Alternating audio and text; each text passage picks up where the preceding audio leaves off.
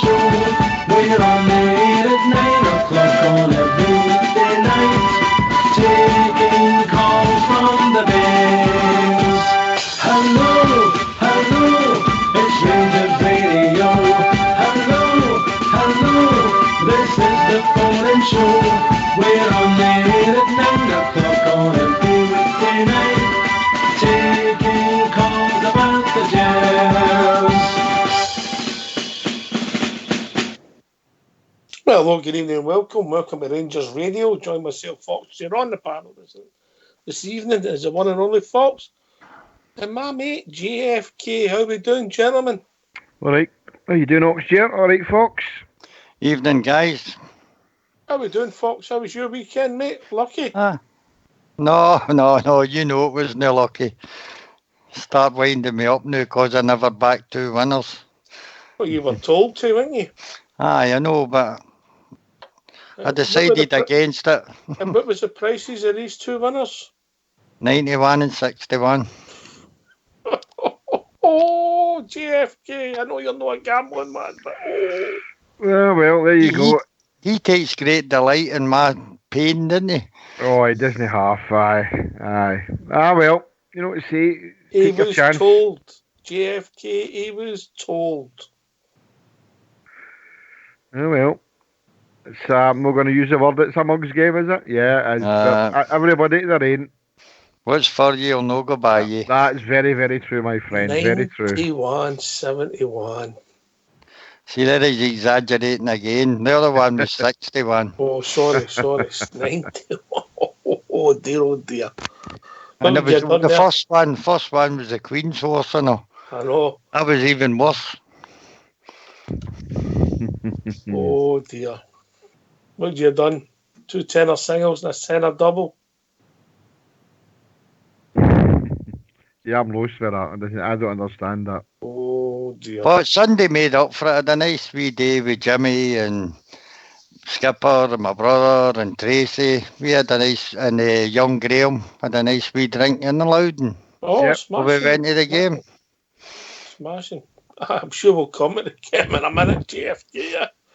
Yeah, it was a proverbial 1 and 2, wasn't it? First half, second half. Oh. It was a strange performance. Some lovely stuff at times, and then in the second half, we started poor, got a wee bit better. Substitutions, we just went from bad to worse. You know. Yeah. I did not enjoy him. I know I've been hard on him at times, but I did not enjoy Candias' performance yesterday. Yeah. I know he's. I don't think he's got the flexibility to play in different roles. He's got nice skills. The odd flick, the odd turn, pulls the ball down lovely at times, but the awareness and the passing ability to play in a different role seems to struggle, in my opinion, JFK.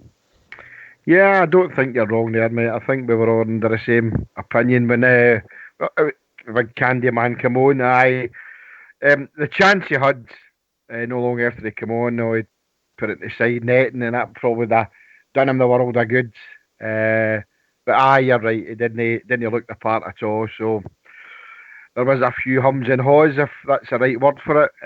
People weren't pleased, including myself. I wasn't happy. I just thought, you fell away here. So that'll be a decision for the manager for next season. Does he keep the Candyman as a first team squad player or on the fringes? I don't know. No, I didn't. That'll be interesting. I mean, don't get me wrong, he's done some good things for us. Yep. I think back to the game at Tynecastle, his delivery was excellent, his passing was excellent, and then it's just that consistency and performance we're looking for, Fox. I thought he injected a bit of pace in the second half when he came on. That was him making his 50th appearance of the season, mate, so he's been a regular in the side, and I think it'd a feel of the end of season game that it was, mate, for me personally. Mm-hmm. I think we should have been about 2 or 3 up by half time. And the second half just kind of, didn't fade out at you. It had an explosive ending, but it was just running the mill in the second half for me. We started well enough, JFK, some nice stuff. Particularly prodded by Stephen Davis. No pun intended there. Aye, there was some of the football we did play. Nice one-touch football. But it was nice to watch, and especially leading up to the goal. The pass by Stephen Davis was absolutely world class. Pass marks for everybody in the first half, I've got to say. I thought we all played well, especially for Jermaine Defoe. Not just his goal, but I thought his passing and he's getting into the game. He could have probably had a hat-trick in the first half, but all-round play in the first half, I've got to be really pleased with that. I think obviously that's what the gaffer was getting to in his, which we'll probably listen to later on. I think he was unhappy the way that we did start the second half. And I don't know if that was something to do with losing our man for Candace, but he seemed to change the game for me. I can agree with Foxy saying that there's a wee bit of pace that Candace brought, but he just fell away quite quick after that. So that was quite sad to see. The game just petered out. It was, I was wanting to leave in the 80th minute. It was watching the St Johnstone game against Oxford, but stuck it out. We huffed and puffed and we just stopped playing. I couldn't put my finger on it, Fox. I mean, it wasn't as if Hibs came into it. They never really did they? No, I was a wee bit disappointed in Hibs. I thought that for the first 10 minutes it looked as though it was going to be a really exciting game. And it just faded. I was disappointed in Hibs. I don't think they'd been beaten 10 games before that. We ended that run. But they never showed enough for me. I thought it was quite comfortable for Rangers. Oh, I was still won by more goals, you know, with some great opportunities. They scored more goals and never took them, JFK.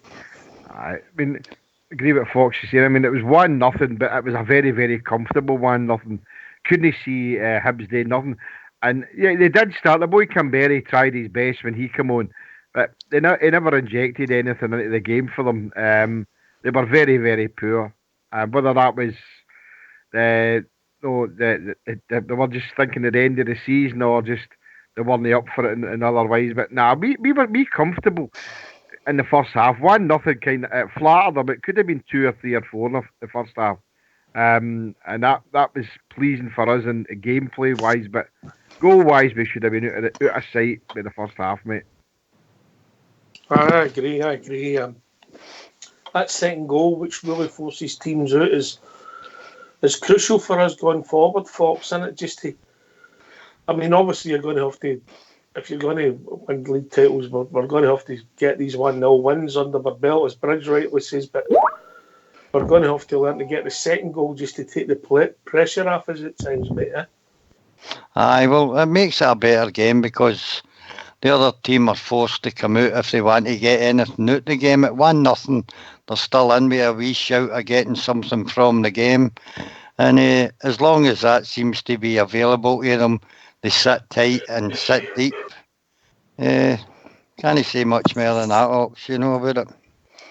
Well, fair enough. I'm sure we're going to touch on the Alan McGregor incident. I've got a list of red cards. I'm just going to talk through whether we think it has affected our season and whether you think they were discipline, unlucky or bad decisions. We'll discuss. But people want to join us. What's the number, JFK?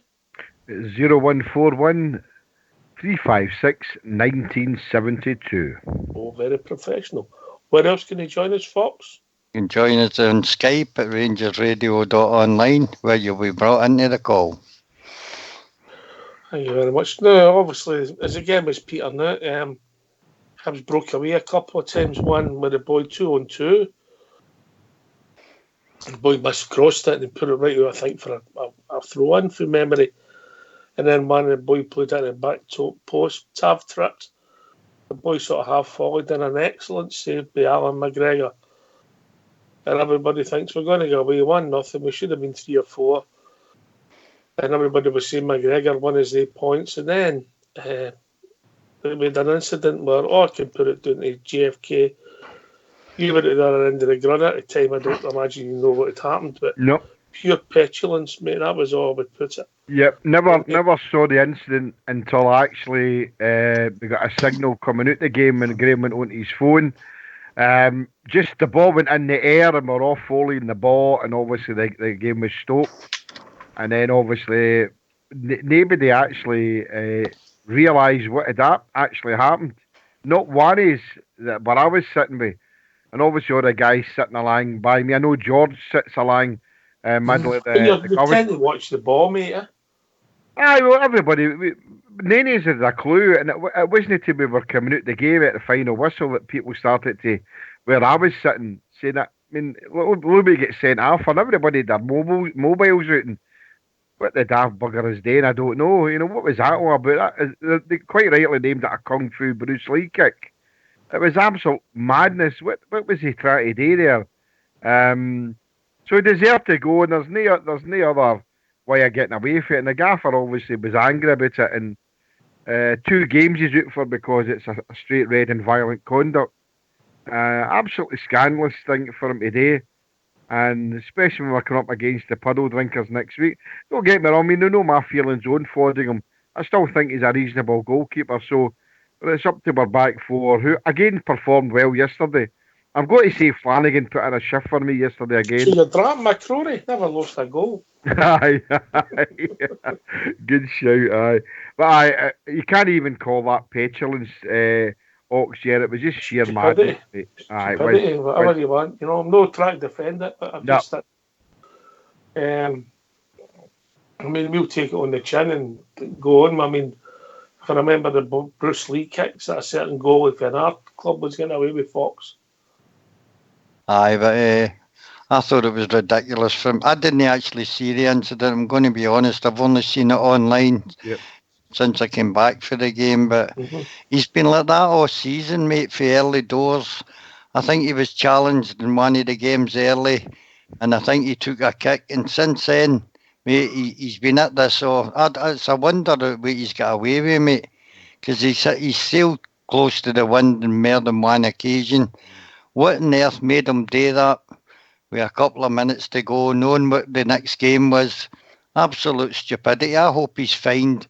I mean, we're on here every week, mate, moaning about Morelos and what it could cost the team.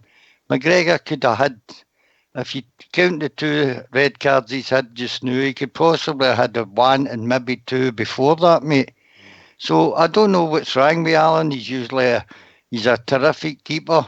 But he seems to have a bee in his bonnet about something, and he needs to sort himself out, because we can't go through that next season. And by the way, it might be more than 2 games, because he's already received a 2-game ban. So it may be as much as 3 or maybe 4 games he'll get banned for. Yeah, I never thought of that, Oxshire, aye. I mean, well said, Fox. No way to labour a point. I don't think the Hibs player done much wrong, and I don't know what he was thinking about. I just think sometimes when we're not playing well, like we were in the second half, Alan gets frustrated, mate. But that hasn't been when all his incidents have been. He's just trying, I don't know, look as if he's an experienced pro that knows how to look after himself, but there's he never hurt the boy, don't get me wrong, but the intent was there, JFK. And I've not heard anybody saying it wasn't a red card. The intent was there, and that's all it takes for the booking or the sending off to be initiated. It's in the intent, you know. You could put an elbow up, and it looks like it's a vicious attempt to take the man out, and that's what actually he tried to do. And he tried to feign injury. It was quite shambolic when I saw it. As I say, like Fox, I never saw it live. It was after the event because it did the other side. We're all watching the ball. But look, he got away with one against the puddle drinkers, didn't he? We were all thinking when he had a last shoot that day that there's a chance that the retrospectives would give him a ban, but he got away with that. But a shoot there in the main domain there, everybody's talking about, you know, the incidents before that he's got away with, so he can't grumble, and they can be, but at least we're all honest and can stand up and say, look, he got what he deserved, you know. But just when Fox said there, it just triggered there. I just think, he might have triggered another 2-game ban for that, because he's over the threshold of sending off for the season. So that will be interesting if we lose him for any games for next season. But certainly he's out for the last two of the season, the puddle drinkers and the pie men. So, aye, onwards and upwards, just go on with it. We're looking forward to next Sunday, whether Alan McGregor's there or no, but he's going to miss probably one of our biggest games of the season, although to us it doesn't mean, or to them it doesn't mean anything, but to us it does, obviously. So. Oh, sorry, I was doing a bridge. I will say GFK, and the people want to join us, give their thoughts. What's the number? 0141 356 1972. Where else can you join us, Fox? At RangersRadio.online on Skype. You were coming in there, Fox. You'd something to say? No, I'm just saying, I think maybe the only thing I can make any excuse for, I think Alan was probably hoping we would let the rest of us win the league this year, and maybe that's affected him. I mean, but the thing is, Ox, we could still have been in that title shout when he got sent off yesterday. Would he have acted the same? I think he needs to, as I say, get his head screwed on. I mean, goalkeepers are supposed to be slightly mental anyway, as we all used to hear growing up playing football. You need to be mad to be in goal. So that's it, mate, you know. I just feel that he gets frustrated, mate, when we're not playing well. But mate, he's shouting and bawling at referees all the way through the game, you know, as well. And all it would take for him the next time is to say the wrong thing to a referee and he could receive another red card. That's something that I have noticed, Fox, obviously, that in the last, I would probably say in the last 4 or 5 games, especially at Ibrox, I've seen him at the referee all the time, at the linesman all the time, for every wee single ball that he thinks it didn't break for Rangers. And there's nothing wrong with that.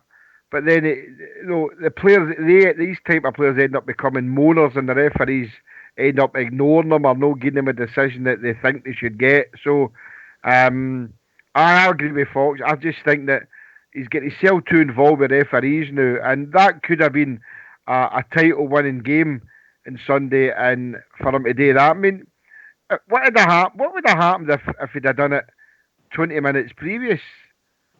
No, I can't remember what was the minute we brought on our last substitute. It was Fred, wasn't it? I'll just check that out. Exactly. Aye, so supposing it happened at that moment, and we were with 10, 15 minutes to play, with young McCrory in goal, silly. And these substitutes, you know, so he deserves all the point in the finger that he can get, because it was a silly thing for him today, and the manager said, "What do I need to do? Fine." And we'll come on to that. I've got my own thoughts on that once we hear the gaffer's presser, but that's something they should have maybe done long ago.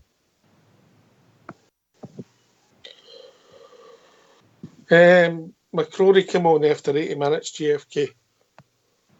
Right, 80 minutes, there you are. So, with 10 minutes, maybe, 15 if it was 5 minutes injury time, wasn't it? So you'd 15 minutes, anything could have happened. But I know it's all ifs, buts and maybes, but he's got to learn his lesson. Lashing out. Goalkeepers can get sent off for making a silly run out of their box or challenging somebody and that we can understand that. But that there, for me, that was madness. Total madness. At least if we're going to look at yourself. Experienced players should know better, Fox. Is that fair? Should do. I noticed another thing when I was sitting watching the game. Goldson and Tav were at it for a wee parts of that game and all. I don't know who was moaning at who, but I was watching them having a couple of words together. It happened about 3 times in the second half. I don't know what was happening there, whether Tav thought Goldson wasn't doing something right or vice versa. So maybe there was a wee bit of frustration going throughout the squad. I think when they put sorry to interrupt, I noticed something like myself. I think when they put Canberry on to try and inject a bit of pace into the game, a couple of times it looked as if Goldson was caught a wee bit out of position, and I think maybe the Tav was trying to make sure that he was keeping up with play. That was only reading I go to Fox. So I did notice that a couple of others said something like that themselves. One of the guys around about me said they thought that at one time he was having a right go at him, but I didn't see that. But if that's a captain, that's the captain we're looking for, Fox. You know, you're wanting a captain who's going to make things right on the part. If he sees something's wrong, then he's got to try and sort it out. So well done to Tab if that's what it's all about. Keep your Was shape. it Tav that was getting on at Golston, Fox? Well, that's what it looked like to me. Aye, okay. These things happen. I mean, Golston did. There was a couple of times he put endless passes away, gave possession away, sort of just hoofed it, and I think once or twice it went out the park. The trouble is that if you're Tav, you maybe made a 40-yard run to try and get involved in the attacking play, and somebody does that, you've got to run back. It's frightening. You know what it's like, JFK being an athlete up and down that park. Definitely, being that athlete type myself, as you know, it's hard running up and down that park. But if Tam's cajoling him there to keep in position, and no, Golson was out of position a couple of times. I just can't believe it. No, well, it's an old adage, it's an old saying, in it. It was a game of two halves, you know, and it certainly was for us. I thought in the first half, we said earlier on, we were excellent, but it was just completely lost for shape the second half, and that's maybe why Tavernier was having a go at Golson. And it wasn't just Golson, all around, even Steve Davis in the middle wasn't getting the joy that he got in the first half. And I think that's why he took off Jermaine Defoe. He seemed to be running out of gas a wee bit. But he had a tremendous game till they took him off. And never get as such in the second half. Yeah. For me, what happened was we started the half and we changed our shape because obviously we broke Candice to the right. Yeah. And I really don't know if we started sort of playing a 4-4-2 Fox. You know, with Candice on the right and sort of the four sort of on the left hand side. That's what it looked like at times, you know, because Candice definitely didn't look as if he was playing in midfield. Yeah, can you leave that with me? I'm trying to get a caller in at the moment. Right, certainly. I don't know how you've seen it, JFK. So then the boy Kamara, and it's not a criticism, he just had a quiet game yesterday. It wasn't as effective as he's been. Ryan Jack could have been okay in the first half. In the second half, instead of going forward, after about 10 minutes in the second half, he got a wee shuriken for the crowd, mate. He went back again, and the crowd were go forward. You know, so there was a couple of triggers that just wasn't quite right yesterday in the second half. It meant it went a bit flat, if that makes sense, JFK. I don't know. How the sound you got when you were watching it, Oxshire, but being at the game, when we started to push the ball back too many times and dilly-dallying to go forward, the crowd wasn't tapping the team, trying to get them to go forward. But for some reason, it was part of cake football. It was what he's doing. Go forward with the ball. Ryan Jack, not just Ryan Jack. We can't pick any but one player out the second half. Not one of them performed in the second half. Not one of them.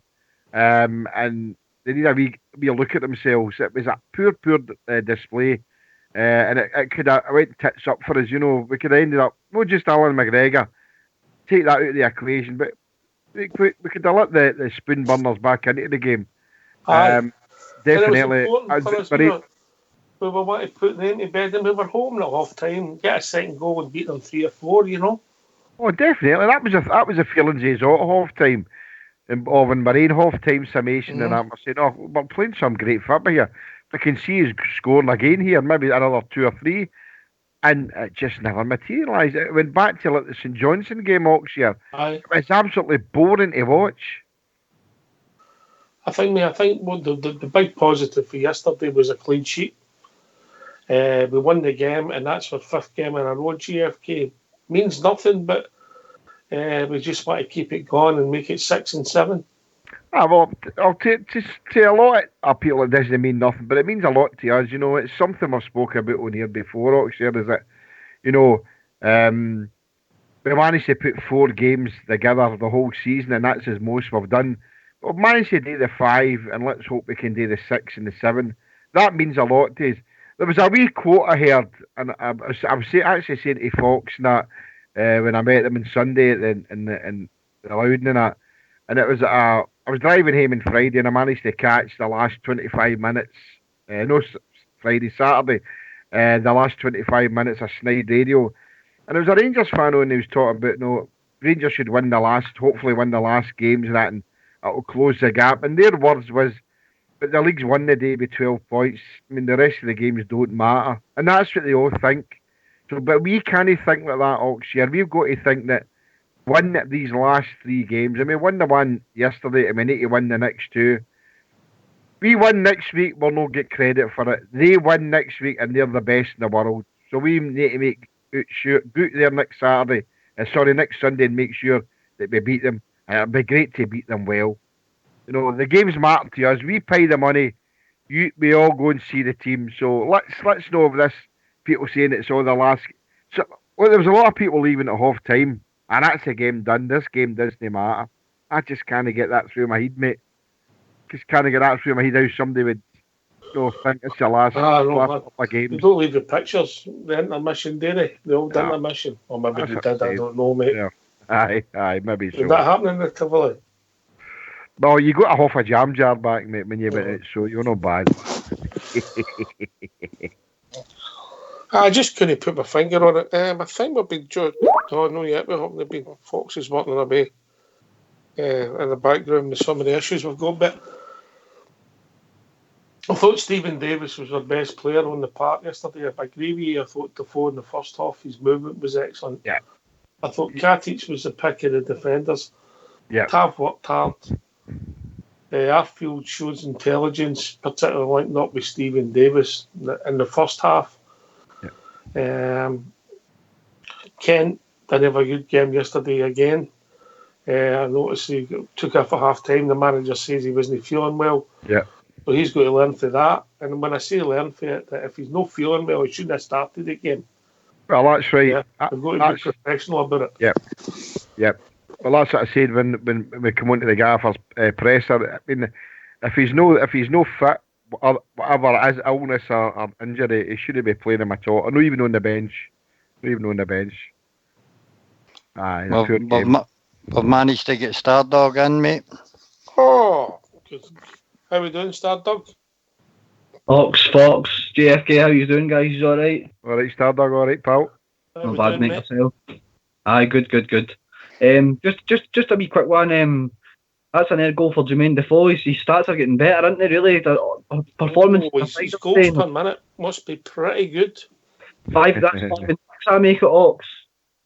Would you make it, mate? 5 and 6.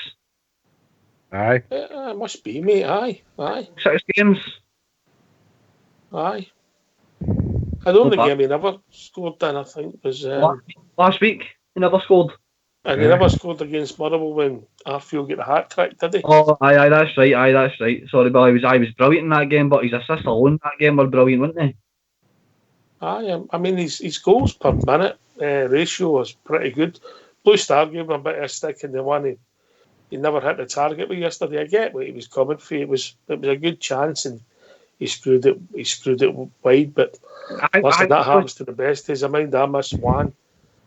I think because of his reputation, mate, you expect him just to score every time he even gets a sniff, you know what I mean? But he should have put a few away yesterday, and it was the same against Aberdeen. And all with a couple of chances, but I mean, he still averages a goal a game, which is amazing for me. At the age of man, he just seems to be adapting every game. As Fox will testify, I know everybody scores every time they get a sniff, mate, you know, Fox. No comment. Some of them do. Keep it clean. I mean, it's not just his goals, JFK. He's doing things like challenging, getting in front of centre backs, like the player. I didn't think he had that in his game, but he has.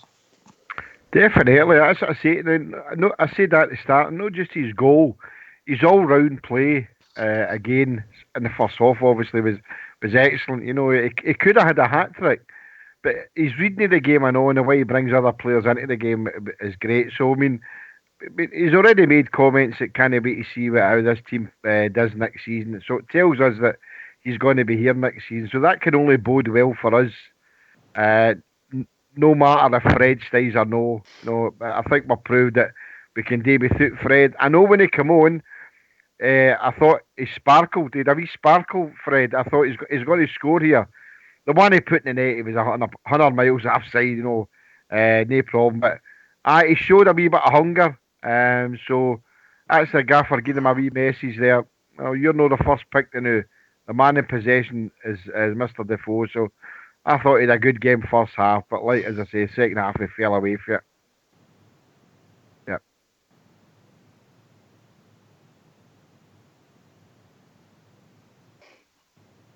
Doug, what was your thoughts overall on Jermaine Defoe's his performance?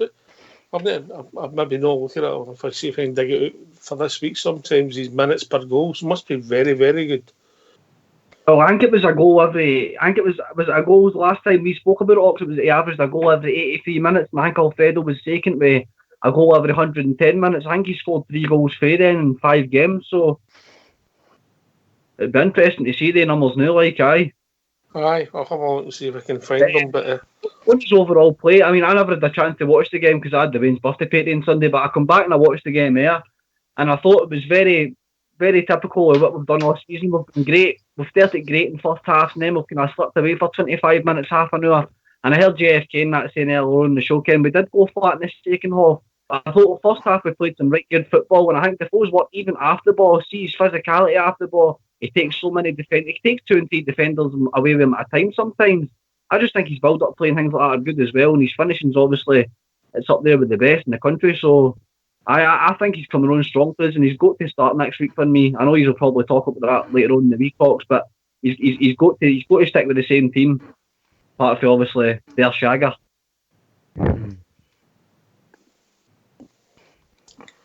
well, it depends who's fit. Kent, etc. I think Morelos will play. I definitely think Morelos will play, but obviously we'll be talking about that as the week builds up to it. Aye. What was your views on the controversial incident, Doug? Mate, I mean, even Gerrard said after the game, you can't defend that, mate. That's madness, man. That's all I can say on it. That's just sheer madness. I don't know what was going through his head, but I do know this. Throughout the first season, even Fox mentioned it, mate. He's been very, very bitter towards opposition this year. So he has, like, he's been getting wee elbows in, wee cheeky kicks here and there. He's taken a few himself, but he's dished out probably more than he's taken this year, and he has got away with a good another 2 instances I could think of anyway. There was the Celtic incident. He did not know that we mind doing that to them, but he has got away with a few instances. But that was madness. Nobody would cope for that. Even if the referee never flagged that up, that would have got pulled back, mate. That was crazy. That's an assault, man. Aye. It's an attempt at assault. He never really touched the boy, but it's an attempt at assault. That's somebody's spine you're trying to boot.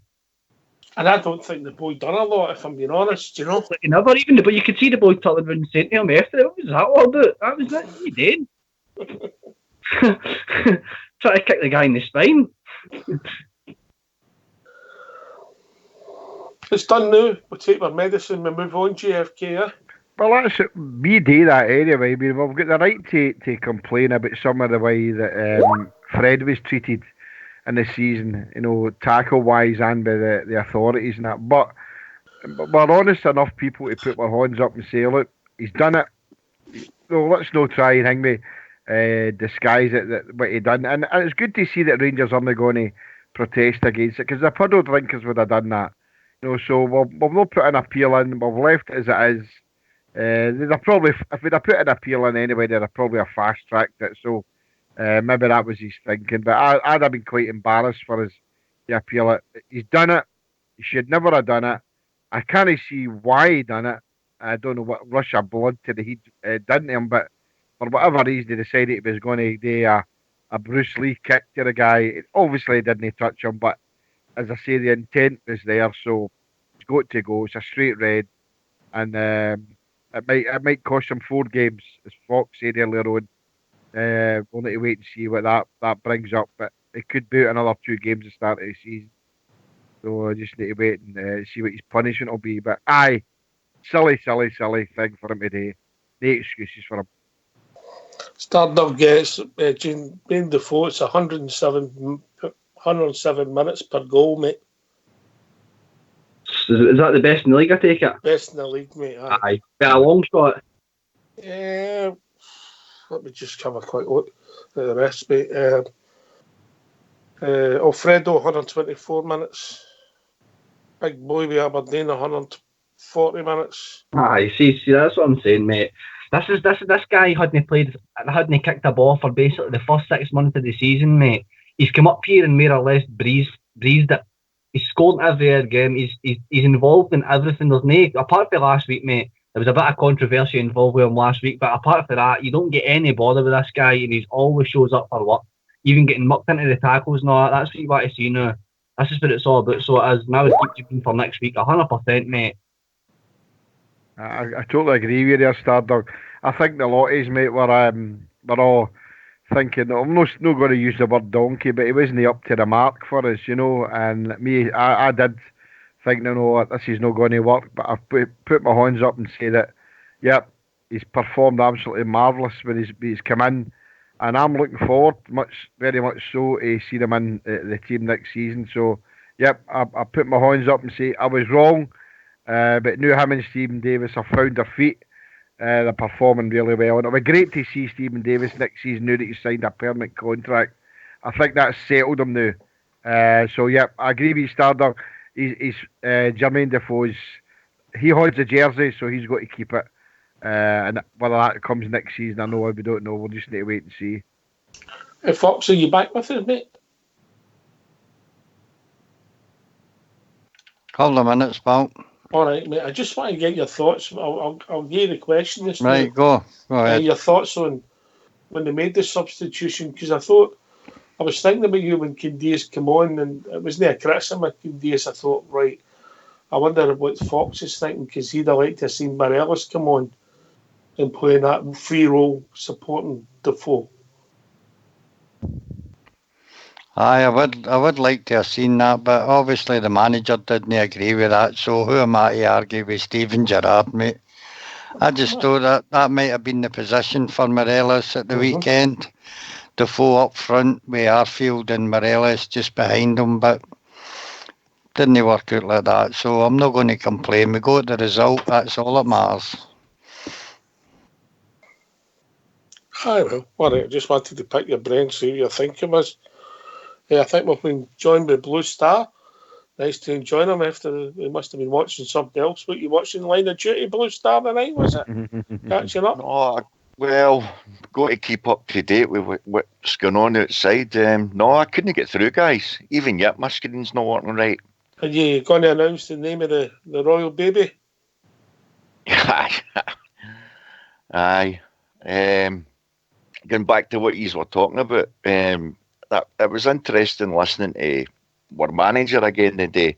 On the show yesterday, I think he only played a wee bit of his interview.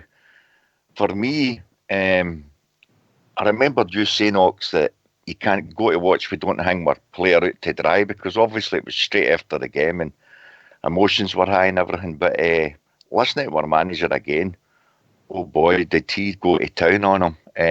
He's more or less telling you that when he said to that interviewer, I don't know who the reporter was, his exact words were, well, I don't know what else I can do. That's worrying. That's very worrying. 12 red cards in the one season, that's just diabolical. You know, that you might as well say that's a red card every 3 games. I know a couple were rescinded, but well, it's about 60 games, so it's about 5. But I've got a list of the red cards. But I mean, that's a shocking set of statistics, isn't it? Aye, but let's have a look. All right, and from memory, I'm testing from memory now. So I've had the first one was Morelos, Aberdeen, was rescinded. Yeah. Mm-hmm. You remember that? Yep. Okay, that be the push and the shove in the goal line, touch line. Oh, I was right. No, the first game of the season he gets sent off, mate. Aye, that was away at Pataudry. Aye, that's the first Aye. game sent off. Aye, that was the one near the dugout, wasn't it? Aye, No, was it? that was No. a kick just going in towards an Aberdeen's half, going in towards the box, mate. He kind of kicked him, so he did the first It was in the game. middle Aye, of the well. park, JFK. Aye. But he sort of kicked it after, well, no kicked it, but They said it was a kick out, didn't they? It wasn't really a kick out, but the big boy, what's his name? The Aberdeen centre half, who came out and stuck it on. Considine. Was it no Considine? No, the other one. that was McKenna. Kenna. So, well, that one was rescinded, yeah? Mhm. So then we move on. I don't think it cost us because he was back playing. Ross McCrory gets sent off against St Mirren. From memory, the boy was breaking through. We were playing really well and winning the game. We ended up winning 2-0, but it took the rhythm out the game. It was a silly challenge by Ross. Don't think it was due to ill discipline or anything. It was just he tried to do what was right for the team, and he always got to be committed and go for the ball and the player 100%, Ross. Yeah, you remember that one? Yep. I remember that one. We were up 2-0 before he got sent off, weren't we? That's right. Yeah. Aye. No. Then we had Alfredo and John Flanagan against Ufa. Oh, they pretty much get sent off for nothing, from memory. Aye, I don't think there was much in that one at all. Both of them. Yeah? Yeah. Is that fair? I don't really remember Alfredo's one. I remember John Flanagan getting sent off for basically nothing, but I can't really remember Alfredo's one for that night. But then we had Was Flanagan's one, was that no, he had already been yellow carded? That was Aye. the second yellow. It was, wasn't it? Aye. Yeah. But there wasn't much in it, no. Right, so. And then we go into Candias against St Mirren. The blowing a kiss. Blowing a kiss. Yeah. Yeah? That was ridiculous. There's a partner, you're in there, you know what I mean? So, right, and then the next game, Candias gets sent off at home against Villarreal right out in the touchline. Wasn't even him. Is that the game that wasn't even him that made the tackle? I think so. There wasn't a lot in it for memory. Him, mate, it was basically the wrong player. It was nothing to do with him. He get pushed early top of the player. I remember it. It was the wrong player completely that night. JFK. You with us? So we lost JFK. Blue Star, you remember that one? I can vaguely remember that one. Again, I get what you're saying. A lot of them, they're very dubious to say the least. I get that. And now we're on to Scott Arfield ones, which was rash. Silly at Hearts. We were coasting, playing well. And That was the one in the goalkeeper. Aye, we missed Scott for the game against Aberdeen in the Wednesday, so that cost us. Aye, that cost us, yeah. Aye. Because that could have been, the season could have been different, but I couldn't say that Scott Arfield's played the season undisciplined, Blue Star. No, definitely not. That was a rush of blood. Why he went in? Because he had no chance of getting the ball, certainly. But as you say, since then, I mean, you can't blame Arfield for anything, really, no. And the next year, Morelos, 2 against Aberdeen, 1 at Ibrox when he flicked to his horn, sending off. 1 at Tawdry, which I don't know. That was just mental. That for instance was just mental, wasn't it, Ox? The 2 of them get sent off. Yeah. Then his silly one against Celtic when he get sucked in. Silly. Due a red card. Andy Halliday gets sent off in the same game. We're not going to say. So did Stevie G. Aye. So when you look at it, Blue Star, I know the statistic looks bad, but when you start to dissect it, is it as bad as we think? Well, there's mitigating circumstances and all. I get that, and if you dissect them, probably more than half of them, they shouldn't have been red cards. I get that. It's just on the one yesterday, guys. For the life of us all, there's nobody can defend them. But when you consider if it had been 50-50 or the game was running close or something, now I know it was only one goal, but the game was virtually finished. The guy's already turned his back. McGregor's already kicked the ball up the park, and he just decides to volley through with his foot. I mean, there's no dissecting that. You just can't fathom it out. And I think it was Blue. I think it was Stardog there that said if you take into consideration the 2 or 3 that he could have had other red cards for, him especially, and we all know the flack that Morelos has had. Granted, some of them have been reds and some haven't. But McGregor himself could have had the same amount. What on earth is he thinking about, especially in yesterday's game when we were winning the game hands down, and he just has a flashpoint like that? There's no reason into that. But it makes the tackle on the boy Lewis Ferguson and all. That's right, aye. Aye, so there's another one we missed out there. Aye, he missed in that one, and he missed in the Celtic one with the guy Ager is too. Aye. So, I mean, if you take that into consideration, obviously, the way I seen it was our managers definitely had words with him before yesterday. And yesterday, I've never seen Stevie like that, the whole season. So it wasn't even like that with Morelos. So there's obviously something in it he thinks with McGregor. And if you take into, if we dissect it and look at these other ones that he could have had, you're saying to yourself, but why? And the one yesterday, I mean, that was worse than anything Morelos has done. Let's be honest here, guys. There was absolutely no reason for him to even attempt to do what he done. It's unfathomable. And I think the way Stevie G's looking at it is he's already taken the flag out to carry on with the media with Morelos, and then he knew what was coming the day. That was going to be the flashpoint in all the papers, etc., and he's looking at it and saying, we were winning the game, it's in the dying seconds, why on earth? And when he comes out with statements like, what else can I do to the press? That is worrying. Now, what if you go on the panel, what else can our manager do with the likes of that? Especially with McGregor. You've got to get your own rules in place, your in-house rules. GFK, well, you've got to get them sorted. You're in now 1 or 2 weeks, depending on the nature of a red card, you know. Yeah, so I couldn't get my mic off a mute there, but it's working now. So I had to come in. The technical term is a bridge, mate. A bridge, aye. I totally agree with Blue Star saying there. You know, I was quite mystified with some of his comments. You know, what am I supposed to do? Well, what you're supposed to do is be the manager. You know, the tackle was probably worse than anything Alfredo's done this season.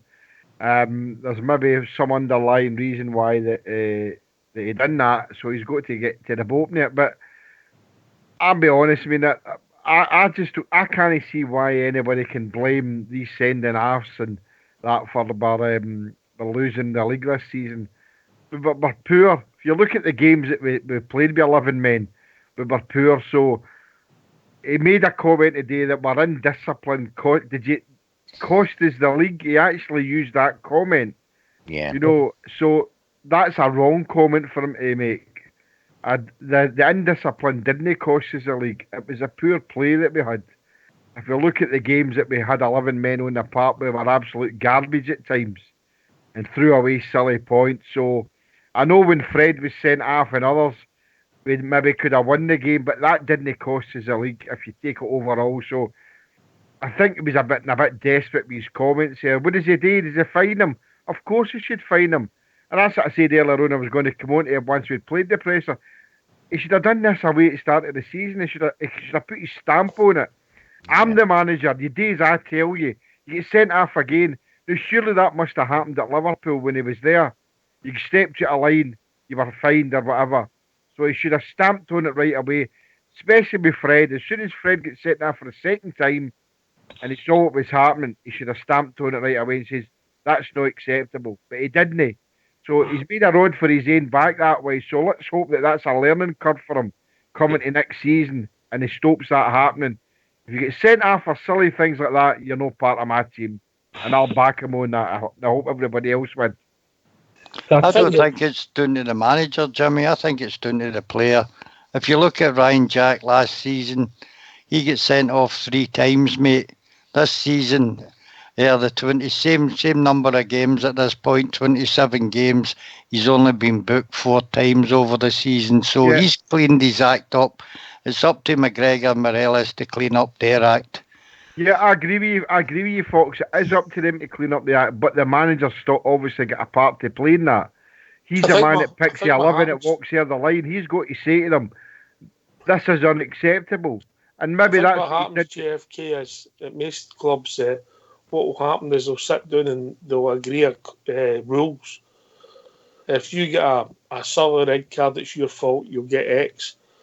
If you get 2 bookings and there's circumstances, you'll get Y. If you get a stinker for the manager and the manager will support you, you don't get nothing, you know what I mean? Mm-hmm. Like that one yesterday, whatever the maximum was agreed by the club, Alan should get it. Oh, snuck him in there. Aye, on you go, mate.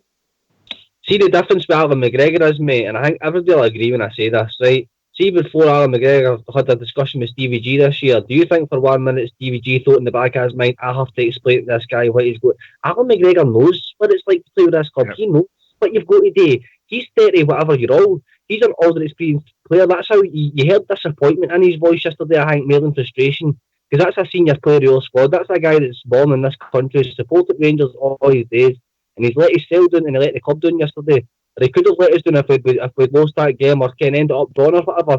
Morelos is 22, he's from a different country, he's a fiery young guy and things like that. He's got room to work with there. What can you tell McGregor that he doesn't already know, mate? You know what I mean? Yeah. I think that's more important. Like, he's a senior player of the squad. That was just crazy what he did yesterday. Crazy. Yeah.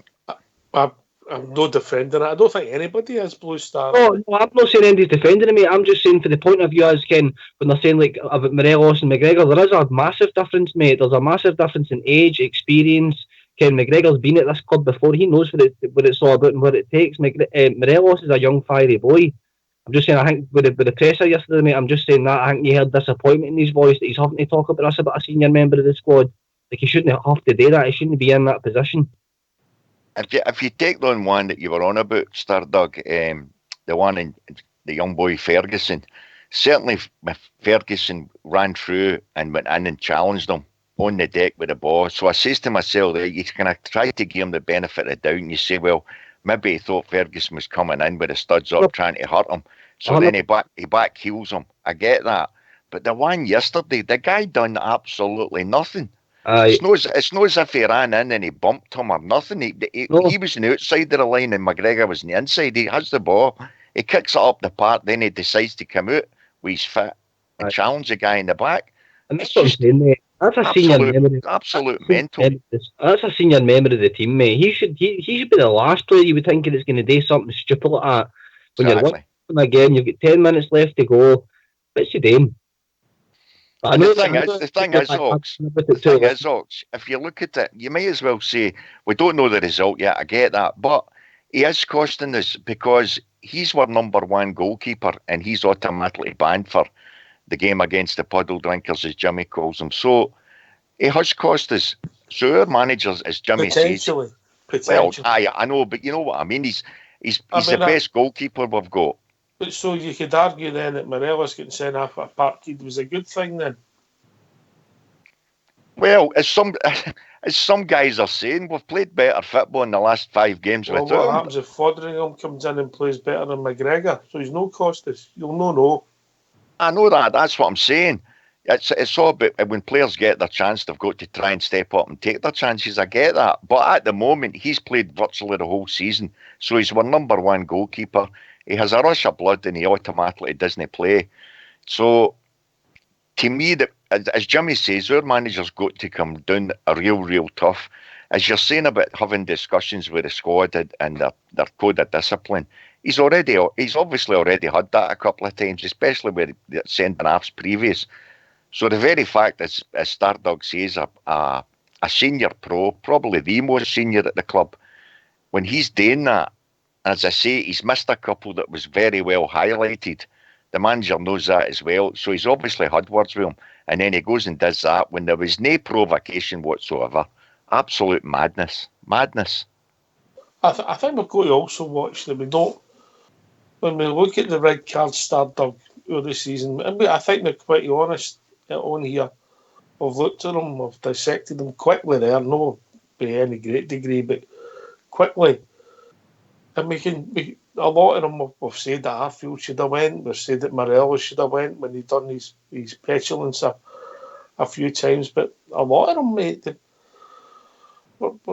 let's not fall into the media trap of painting my team out to be something that's no. Stardog. Sorry, mate, I was right there. Sorry, what's happening? What? Fox, did you ask me a question? Aye. Aye. What did you ask me, mate? Sorry, I was seeing something there. Sorry about that. It's just that, there's been some of the red cards deserved, like yesterday's one. Morelos's, we're not defending it, but a lot of them, Arfield's one was, Ross McCrory's was a wee bit silly, but no violent or anything. There's not a discipline problem that the people are wanting to make out. 100% no, mate. I don't think we're off the rails. You know what I mean? There's some folk we like cause. You know what I mean? Team, that's for sure. Aye, that's definitely, mate. What McGregor did, look, we can't talk about this all night. What he did, he's did. It's done me now. You know what I mean? I just thought it was disappointing that a senior member of the club's putting himself and the club in that position for next week, mate. I wanted to go in there with a full team next week, but I definitely think we're far off the rails, mate. I think there's a lot of teams that have been very lucky to get away with a lot and all. You know what I mean? Like the stats could be a bit more even, mate, if you were to go and even it out all through a season where teams and tackles and things like that. So I'm not worried, mate. I'm not worried about a discipline problem. Definitely no. I think Stevie G's just on his feet this year. I think now he's starting to get a wee bit frustrated with certain things, but I don't think he belongs starting that out. Whatever is there, I don't think it's anything major like yourself, though, Ox. I don't think it's a major issue that people think, Fox. No, it's not a major issue, but it's something that will need to be fixed for next season. I suppose I agree with you. It's no suppose, it's the truth. I agree. We're certainly not a dirty team, but in the referees' and linesmen's eyes, we seem to get punished more than other teams that we've either played against or I've watched on the telly, mate. So we need to find a balance between a bit of aggression in our play to the downright madness of taking red cards for me. Yeah. Yeah, I think we've got to stop doing is giving the referees decisions to make. Off the ball particularly, because the off the ball ones are really silly. Anyway, get yourself in mute. I will have a tune.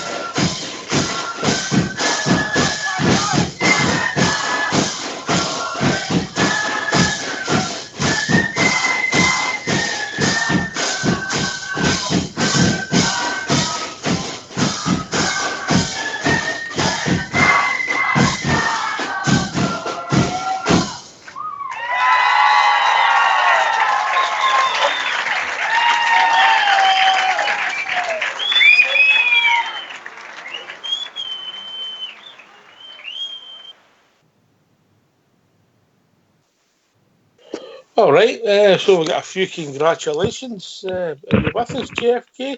Yeah, I have, mate. Yep. Right, obviously, we've got the royal baby was born. I'm going for James Alexander. There you go. James Alexander. Yes.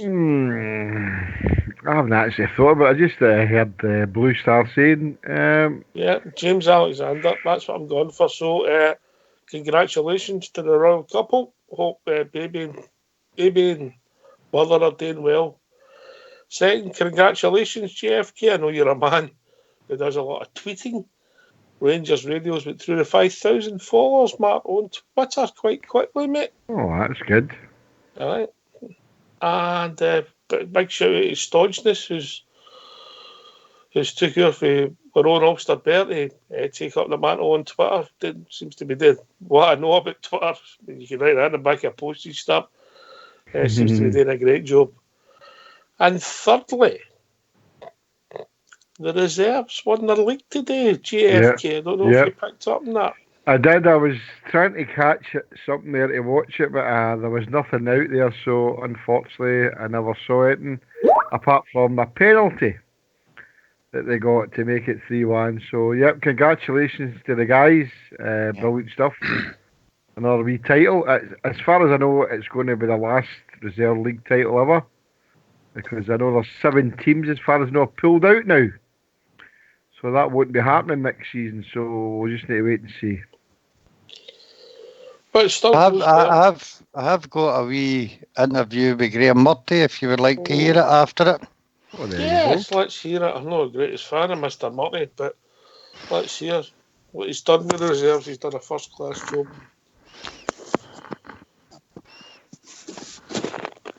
Cammy, you're a winning Rangers captain. How does that feel? Oh, it's an unbelievable feeling. I think it's something that we've been working towards all year, and just so glad that it can come in that way. So, you've wanted all season a crowd to turn up. They turned up today, and a great moment for you lifting the trophy in front of them. Yeah, it was an amazing support, and just credit to all the Rangers fans that came here, even in maybe they had things on, but just an amazing turnout and really helped us on. What did you make of the performance overall today? I think there's bits that could have been tidied up, but overall I think we deserved to win, and we just created a lot of chances. Obviously, when you've got that kind of attack, you're going to create chances. So how much now is it important that everyone pushes on and starts looking forward to next season? Yeah, I think it's a good building block that we can use going into next season. So go and win even more trophies, and obviously got Hong Kong coming up. So it just encourages us and helps us to look forward to that, win that. Delighted. As a Rangers player, this is what you want to do. You want to win. We're getting ready to go and play in the first team, and that's what we're expected to do. So yeah. What have you made of the season overall? I think today is the perfect way to top it off. We've put in so much hard work, and the staff, the technical team, the coaching staff, the sports science, the physios, everything we have behind us, the analysts, have helped us so much. This is the reward for the team and the staff to go and win the trophy. As we tend to do, we've been quite young. We're a majority under-19 team with under 17s, 16s in there to make sure we get the right challenge. And the guys, when we started out the season, we try to project where we would be, and we thought we would be competitive, but they've surpassed what we thought we would do. And I think when you see some of the play that we got up to today, and the way we moved the ball, the way we can shift and create problems, they deserve to be at the top of the league. So we're relieved that they got to finish off in a proper style today. How pleasing the fact that they've handled it's not maybe pressure as it would be in the first team, but they've handled this latter part of the season and gone on a run to eventually win the title. Well, I keep on mentioning the refocus that we had, but it's really, really critical, because the guys said they wanted to win 5 games and win the league. They managed to go and do that. Unfortunately, we came up short last week in the Glasgow Cup, but the resilience they showed to bounce back from that, the resilience they showed to come back from 1-0 down, I thought was outstanding, and some of our play was great to see, and really, really gives me hope for the future. But also, when we look at the players that we have, the growth that they've had has been the important thing. I keep on saying it. Winning the league's lovely, and it's really good, and it's a really good accolade for the players. But the development that they've had, the growth that they've shown, is the thing that pleases me the most. Yeah, and the fact you've been able to do it in style, as you mentioned, by playing some fantastic football here today, must be so pleasing. There was some really, really good football. I didn't think it was going to happen, because we had 3 off the post, 1 off the bar. And it's 2-1, there's 10 minutes to go, and you're looking and thinking it can't happen to us again. but they showed good composure, good control, and managed to get the third.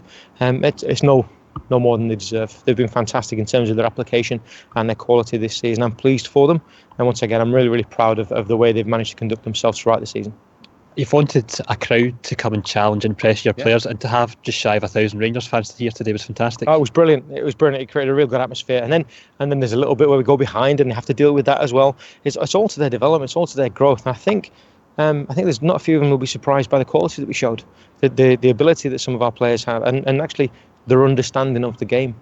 It showed up really well to hopefully a new lot of Rangers fans that can go away talking and enthusing about this young group as we do, and hopefully they're ready to support them on their next step. And getting that winning feeling is invaluable for these guys. It is. We learned from defeat last week, and it was difficult. It was hard. It'll sort them out in the future, and it'll bode well for the future for their development. But it's nice to learn how to win, and to learn how to win throughout a long season is difficult to do. But they maintain their standards, they maintain the quality, and they push one another every single day in training. They push to try and get better and improve it, and try and make sure that they secure that next step. This is a fantastic accolade for them, but I keep on reiterating it to them. Don't let this be the highlight of your Rangers career. Take this as a springboard to go on to bigger and better things. If they do that, then I will count my job to have been well and truly done. And the season's not over for some of them. They've got Corby on Wednesday night down south, and then they're travelling to Hong Kong in a couple of weeks too. Yeah, that's still to be sorted out, because the first team are looking at this group. We've still got to sort out who's going where, because the manager wants to look at this lot training with his first team, being involved around the group, which is fantastic for them.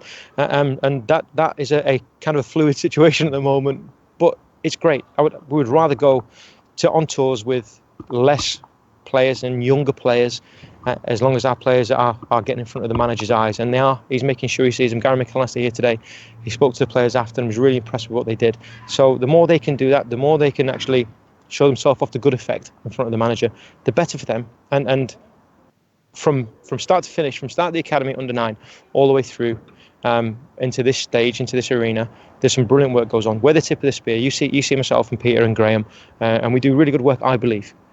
But that's not to say the guys further down don't do great work. They don't get a lot of press, they don't get a lot of notice. But some of those guys there have been here since they were dots. They were tiny, tiny, tiny kids. And what you've seen is a culmination of their entire learning, not just this year. So we'll take pleasure in this year, but we understand this is just the icing on the cake that's been built on for many, many years in our academy before we even got to see them. Well, thanks for that, Fox. And we're doing a lot of good things with developing players, but the next stage will be, I don't know if conveyor belt's the right word, but to hopefully get a springboard for a few to appear and become regulars in the first team, Bluestar. Oh, definitely, Hawks. That would be great. Fair play to the wee guy. They've went and they've won the league, and we know there's a right good few players in that league, so all credit to them and the staff for winning it. And as JFK said there, I think this will be the last one. I think Rangers, Celtic and a few others have already decided to pull out of it. So we can only hope that they go on, and wherever they're going to be playing, whether it's abroad or whatever, some of these players can break through. That's the name of the game. When we know we've got them for 17 upwards now, and I think that's 2 or 3 of our teams have won their leagues. So it's all looking good behind the scenes. We've won the league, we've won the Outcast Cup, we've won the Youth Cup. We were unlucky last week. A stunning goal and then just unlucky at the death.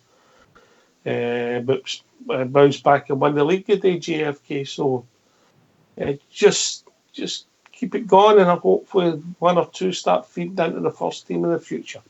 Okay, we hope that's going to happen next year. I mean, no matter what we think of Mr. Murty, and I'm the same as yourself. I think he was made a patsy. But he's doing a decent job there in the reserves. But there's 2 or 3 players there that could. The boy McPake looks as if he can maybe be in the periphery, a first team squad place at least next season. And the rest, I don't know, we'll hold judgment on them. But it gives the boys good experience winning a trophy. But as I said earlier on, I'm all for this cult thing that everybody's talking about, and it'd be nice to see if that could gain momentum with maybe Mark Allen's going to push that more than he has in the last couple of months and that. But yeah, well done to the boys. It was good. Thousand fans there. Do you know that? It was excellent. So the boys that went there and they cheered them on. Absolutely wonderful. Well done, boys. Well done. And even more good news, I believe that Graham Dorran's got 90 minutes under his belt starting. Yep. I was going to say that, Ox. I seen the team line up so the day before the game kicked off, and I was going to say that to you, mate. It was right enough. Dorrans played today, aye. I think he played the full game and he had a couple of efforts that hit the woodwork. So I've tried to get the highlights, mate, but it's not showing me in the highlights yet. It's just showing me a bit early, but they'll come up on the main site. Winning the league and things like that. But what I was going to say about what JFK said there is, I listened to an interview last year with Barry Ferguson, and he was talking about how he managed to break into the Rangers team and things like that. And he put a lot of his the things he picked up in his younger career, the Reserve League West, mate. He was playing in there against guys that were coming back from injury, that had maybe 200-300 games, getting Premier League experience. And he said that he swore by that Reserve League West, and to get that back would be amazing, because then you're not just playing. Because he said he feels like these young boys are playing each year, every year, all year, every season, until they're getting 18, 19 to the off part ways and whatever like that. Whereas the Reserve League West, it's more mixed. You know what I mean? It's older players in there maybe come back from injury. I mean, Ferguson said he came through playing the likes of Derek McInnes and things like that were playing in there, the reserve team at the time, and he said it was great for his experience. He learned a lot after the older players playing against older players and things like that. So I don't know if maybe that would be a good idea, as to opposing the Rangers Colts idea, or maybe bringing the Reserve League West back or whatever. I don't know what you think about that, boys. Interesting. I think that the next step's the hardest step, Fox, isn't it? You can be a really good 19-year-old, but the amount that disappear who don't get into first teams, not just at the club, everywhere. And it's how you get people to make this next step's the hardest one. That's for the guys who have got the magic wands, who have done it in the past. Particularly one that springs to mind is Alex Ferguson, who done it with Aberdeen. They've done it a couple of times with groups of players at Man United. You know, it's no easy. I think, Cox, on that one, as you say, it's very, very difficult for them to go up a level. And sometimes for some of them, it's gone up 2 and 3 levels. As you say, unless they're really, really exceptional. And the very fact that the likes of next year, it would be even more difficult for kind of young guys even to get brought through. Yeah. You maybe get them on the peripheral or being on the subs bench or something, because our whole club's going to have that much pressure on us next year to win, you know. So you're maybe talking about another 2 years at least down the line before any of the young guys could even attempt to break through, I would reckon. Yeah, I agree with that. I think that next year's pivotal for us in a lot of ways. Taking out the equation that we don't want the puddle drinkers to win 9 in a row, never mind anything else, but we need to win something next season. And I know the old saying there that we say that you can't win nothing with boys, right, playing in the team, and I think that does work for us. That we'll know when with 2 or 3 young boys coming into the team for the reserves. So unfortunately, they'll not get their chance. I would think I would agree with Blue Star here, for 2, probably maybe even 3 seasons. It's good to introduce him. The boy McPake, as I said, may have a chance of being in the periphery of the first team and maybe get a wee game in a League Cup game or something like that. We saw what happened with Glenn Middleton. He came in and out. So I think that shows that we've not actually got a good first team conveyor belt there for coming for the reserves. It's not as what we thought it would be for the Hummel Training Centre. So next season, it's got to be seasoned professionals next season, guys, to win as a league. We need to win the league next season for me. I've heard people saying the League Cup all day or the Scottish Cup. For me, it's got to be the league. Yep. And then we'll take it from there. We're not going to start using phrases like "it needs to go" and things like that, because that will eventually come if we don't do it as well as we should do next season. But this season's a learning curve for us, Ox, here. That we've come through a lot of bumps and bruises, hurdles, up against people who didn't want to do anything as usual. So we'll just need to see how the manager deals with that and how the seasoned professionals deal with it. If Alfredo stays next season, he's got to learn his lesson. and Alan McGregor surely will, but the rest need to stone up and be counted, which I hope they will all do. But I'm really looking forward again. I keep saying it. Next season is a big season for us. This is probably our biggest season in 10 years. I think if you're developing players, mate, I think if you've got somebody that you think's ready, mate, it'll be ready. He'll get a taster as long as he's performing, mate. He'll get a taster. Yeah, I say that, but I don't think it might be in the nitty gritty of the league games. You know, we don't have the Barry Fergusons coming through anyway, the Derek Fergusons, things like that. You know, we don't have these type of players that coming through, Ian Durrant. So we might get one in every 5 seasons, but if I was going to play a reserve player like Glenn Middleton or such, or the boy McPake, for me to blood him, I would put him in a League Cup game, which to me really doesn't matter. I mean, I know the trebles, the holy grail for the puddle drinkers, because it's them that's going to win it. But for me, they can forget the League Cup. I wish the League Cup wasn't there. I think they should give the League Cup to the lower league teams and let them fight it out for it. It's a rubbish trophy. Disney gain you anything, gives you a day out, a ham dump, which I'll never be back at. I don't care if Rangers are going for 20 in a row. I would never be back in ham dump again. So to me, it means nothing.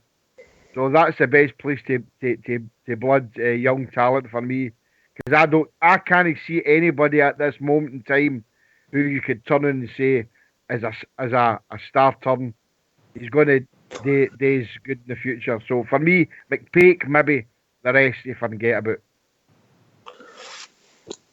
This is the science of the thing, but you don't know. But we'll see how it goes. We'll keep an eye on him. But there's a lot of good work being done at Auchenhowie, Stardug. Oh, sorry, the Hummel Training Centre. Aye, 100%, mate. And first team in that aside, I love what's going on in the background. If you haven't noticed, there just seems to be a wee build up of silverware in the background slowly but surely. These boys are getting a taste for victory and glory. That can only be good for our club in the future. And there have some right nice wee players coming through there. But I agree with JFK. I don't think I'd be flinging any of them in the league next year. 100% no. We need to have quality throughout that team next year to stop them. But I love what's going on in the background there, and I like how Stephen G and Gary McAllister and Tav and all the other players, they take an interest in what's going on in the background. They go and see how the players are getting on, go into the dressing room, see them lifting the cups, and I think it's great. They're getting a wee taste for success in the background there, and it can only be good pushing forward for us as a club. It can only be good. Aye, congratulations to everybody involved. Winning the Rangers, the Reserve League this season, Blue Star. Oh, here, Ox, definitely. That's an achievement in itself. And as you said earlier, the other young guys that have won theirs and won cups, that's so refreshing to see, because we know we've been in the doldrums the last few years, and we've seen that Adurma winning a lot of the younger ones. So the very fact we're doing that in the lower, below our top team, that can only be good. As JFK says, for me, it'll be very, very difficult to see any young ones basically kind of breaking through. I get your point. If they're good enough, you can at least try and stick them in the kind of squad, get them training, get them up to speed. I get that.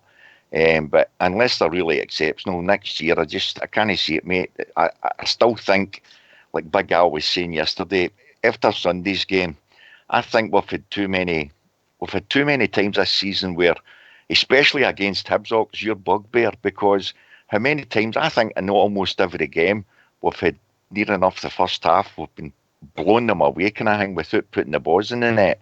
It was nearly the same movie yesterday, wasn't it? Exactly, the exact same.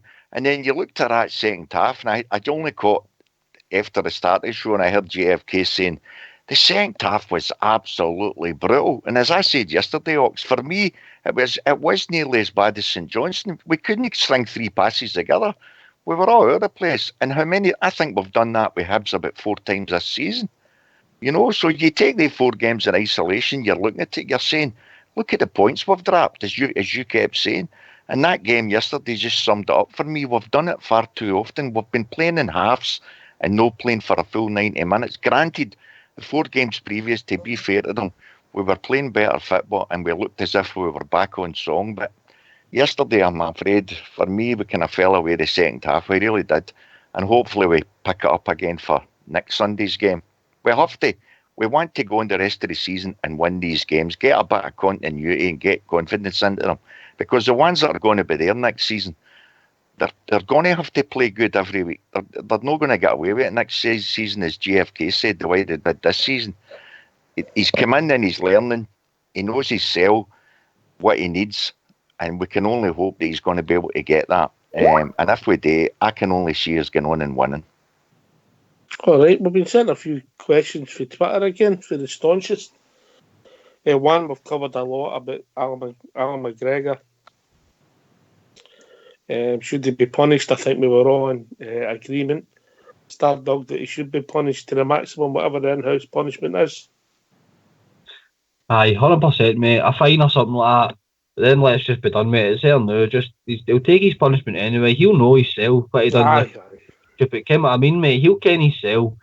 So I probably will get a wee fine in-house just to set an example to the rest of them. Doesn't matter who you are, you're still capable of getting fined. So I agree with that, mate. But it's better just to move on, mate. Because as I say, he'll ken himself, mate. But he's done stupid. All right. This one's for JFK. It's for Aaron Bell 3. At the bistro for the next game, do you have to bring your own cola cubes? Asking for a friend. Asking for a friend. Well, what I can say is, anybody who attends the bistro this week, there'll be some nice wee gifts for you. All right, okay. That's all. And I might even have the pleasure of my company as well, GFK. I have. I was just going to ask you that. You just took the words out of my mouth. I was asking various members of the group that will be having your company at the weekend, and they informed me, yes, that may be the case. If that is so, I look forward to meeting you again, my friend. Yes, and I think I might be meeting a few people on the Saturday just to give you the Rangers Radio Awards. Oh, all right, there we go. Aye. Yeah. Where is that going to be? Do we know? You can guess, mate. You can guess. But if you've not been contacted, you've not won an award. Well, there you are. That's so. If you haven't been contacted, you've had it. So here's a good question. That'll be me there. I'm still waiting on my bridge magnet. I'm right at the window, aren't I? Hello, caller. Can't hear you. But yeah, if anybody who wants to come to the bistro, there will be a couple of wee gifts that I'm going to be giving out. But do you need to bring your own cola cubes? I could bring cola cubes if I want. My good friend Tracy. Do they need to bring their own? They should bring their own sweeties, shouldn't they? Oh, I mean, you should bring your own sweeties. It's all about sharing, you know. If you share the idea, it's all about sharing. Yep. We'll get you a bridge magnet. You can get a Fox badge and a bridge. Keep it going for the Rangers for $16.90 on Twitter. The price last time I was getting charged $35 for it. And that was a signed one. I'm not made of money. It's either the Fox badge or the bridge magnet. You decide. The Fox badge is lovely. How much is that? People in the bridge magnet. $16.85, I think. Aye, I'll take 3. No, we don't have any merchandising, but Bridge will be bringing us off fridge magnets back to his crews, getting one at every port. I'm looking forward to that. Me and Skipper, that should help fill up the fridges. Is the Bridge man back this weekend for the game? No.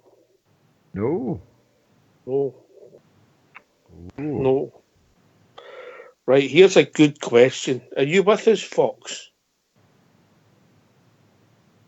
Hopefully I'm back, yes. Right, this is for John 698-67768. I hope that's no his prison number, but anyway, he's John Hen, and then that number. Which Rangers player, past or present, represents true Rangers class more than anywhere else? And the second part of the question, which player the least? Since your experience, Fox, I'll take that one to you first, and then JFK. Oh God, that's a hard one. Past or present? In the present, I would say in our side just now, Stephen Davis, who behaves like a true professional on the park and a pure gentleman off the park. You could also add quite a few former players to that list, endless amounts, mate. And people that don't.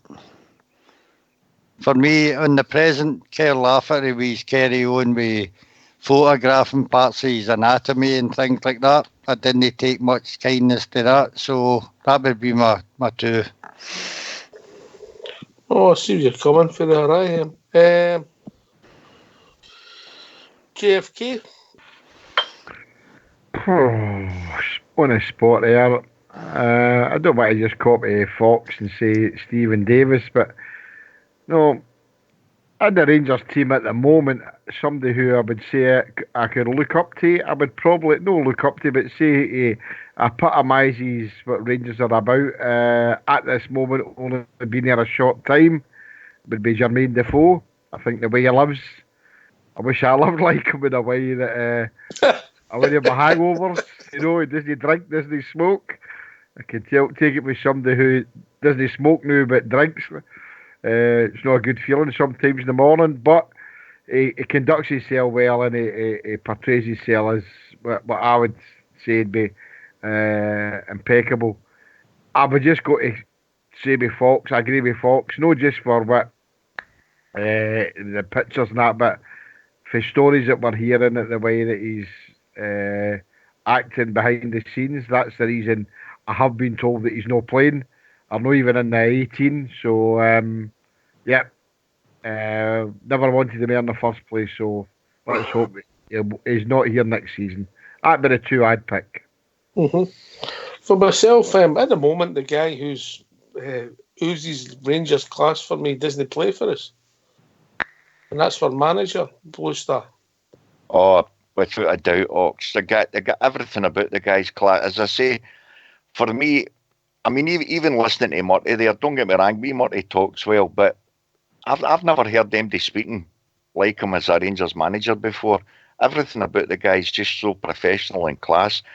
Talking about the players that you'd maybe kind of look up to, if I was going kind of left field guys, I think Big Goldson, and dare I say it, I know he's only been he's just in the door about him. I think he's pure class. See, I know he never had a great game yesterday, but I've been mega impressed with him. He keeps himself cool. You don't really see him getting in. Although he can put himself about, you don't see him really getting in the sense where he's in folks' faces causing havoc or anything. And Big Goldson's he looks like a big gentleman to me. But I mean, he's hard enough, For the past, there's loads of people, John Gregg, Sandy Jardine, Wally Waddle, Bill Struth, Walter Smith. Walter Smith's a great shout. Sasa Papach, mate. I thought Sasa Papach always wore the jersey with pride and never really got into too much bother. He was always like a 7+ Sasa Papach. He never really had an half game for us. And I thought he was an unsung hero for years. So I thought, I don't know what you think about that, but I thought he was, mate. Aye. Patch was a steady player for us. What you seen was what you got for him all the time. You never heard about any of his off-field antics or anything like that. He just came, showed up, done his job, and then went home again. That's what it's all about. Richard Goff. That's what Alan McCoy used to call Richard Goff the briefcase man. I mean, it's a bit like you. If you're talking about a guy that had pure class and on his day, he was without doubt, he was world class. Rangers through and through. Even when he went to another club and come back, even before he passed away there, you can't really see past Jardine. Jardine, everything about the guy, even the way he spoke, kept himself very, very inclusive, and he was just Rangers through and through, and everything about the guy was class. Mm-hmm. That would be a great call, mate. A great call. Obviously, depending what era you're, but obviously, Stardog mentioned McCoy. and Richard Gough. And I was saying they used to call him Richard Gough the briefcase man because they never really had a laugh or a giggle. He just showed up for work constantly. Yeah. Can I just say, I missed out James Taverner there in case people thought that I was being my usual self. Good shout, folks. Tav conducts himself pretty well. Let's be fair to the guy. He's very, very consistent. I don't think he's even been booked this season, is he, in the league? Probably not. And I thought he got booked last week. Might have done, mate. Might have done. He did, mate. I think he did get booked a week or two ago. But he doesn't get in trouble ever. You know, there's no controversial decisions with Tav at all. He's an alien like Papach. He said he's got a bit more quality than Papach, I would say. But he just does his job every week. Oh, here's one. Has Tav missed a game this season at all? Because if he has, I can't think. Yeah, he was injured. Was he injured? Was he? I think he's missed one game. Beef, mate. Was it Cowden Beef? Can't remember, mate. I remember he was injured. Flanagan started right back against Cowden Beef. You're right. You're right, Starbuck. I can remember. I'm sure he'd missed one game. Aye, one game it is, Jim. He's played 36 games in the league so far. Yeah. Somebody mentioned. I think the game that he never started, he came on as sub because somebody got injured. I'm not 100% sure right enough. See if you take the so-called Player of the Year awards, guys. See when you think of the games that guy's played, been so consistent, and let's be honest, he's always had more than enough above pass marks. How on earth was he not even considered? How was he not in the listing? Is it because he's Rangers captain? Aye, probably. I think if he'd have got a few more goals for open play, there wouldn't have been really hard to argue with Tav because you're the penalty taker. But see on that, Ox, if you had a striker that struck 95% of the time for the roundabout the penalty spot and scored, you'd be more than happy with him. Of course you would.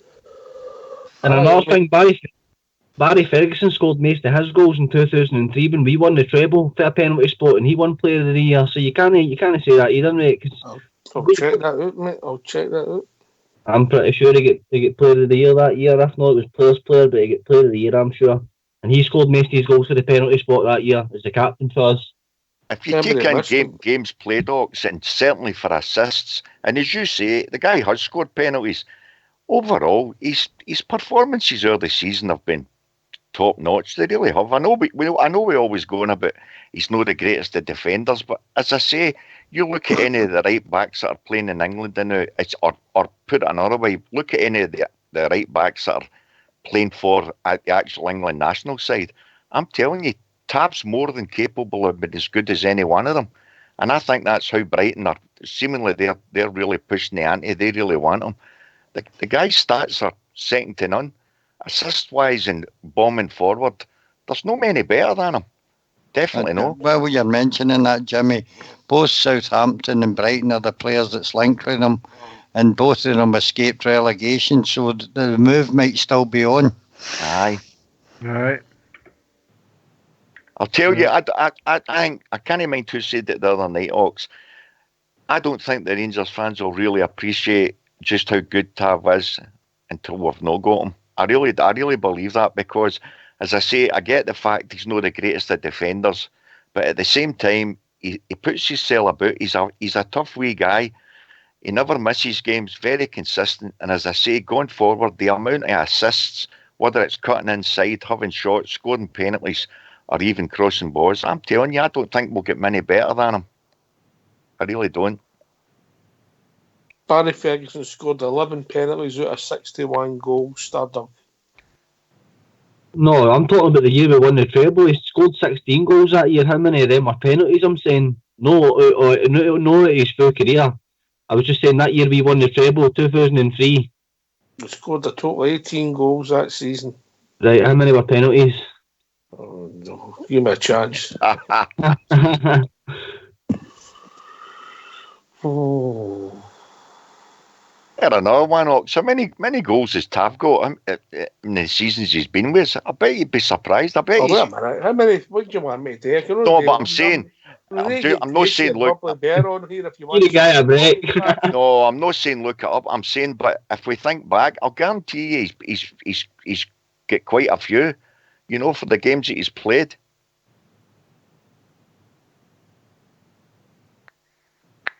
Wouldn't disagree with that, Jimmy. He's only 4 behind Morelos in the league. Aye. So he could be a stretch end up with a top goal scorer in the league with 2 games to go, a couple of penalties in each games, and he'll go by him. Plus, Fox, if you take into account his assists, I know in assists, I think he's miles in front of most of them. 14 assists, maybe as high as 20 in all competition, but in the league it's only 14, but that's a lot for a fullback, mate. Of course it is.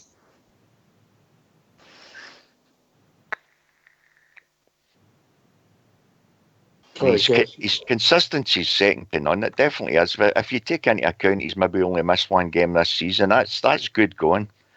And that's playing in Europe. That's playing 14 ties in Europe as well, guys. You know what I mean? He's very, very consistent. I can see as well this time next year on here greeting about how we miss him. I'll be greeting. You can bet on that, Star Dog, if he leaves. So Fox, and I can guarantee, I put my house on it, that everybody will be greeting in here next year because if he goes, mate, because he's a big player for us, he's massive for us. Of course he is, definitely. I would say this has been his most consistent season because I don't think you can. The year in the championship when he was fantastic, scored a lot of good goals, free kicks, etc. The opposition wasn't as great. Yeah, that's true. But I mean, this for me has been his best season. GFK. Oh, GFK's on mute. Boy Star, you come, mate. Oh, without a doubt, Ox. You're right in what you're saying. He's been in the lower divisions, but again, he's hardly missed a game even down there. He's very, very consistent. This season alone, without a doubt, I think any one of us would be pushed to say that he wasn't. He shouldn't have been Rangers Player of the Year. If you take everything into account, no missing games, been very, very consistent. I know you've got to say Alfredo because of his goals. But as Fox said there, if you take in, I know there have been penalties, but you've still got to put the ball in the net. If our forwards were that great, then the forwards would have been taking the penalties. He's took them, he's scored them, he's put in assists, and he's played every single game. I think the guys doesn't get the credit he's anywhere near his due. I really don't.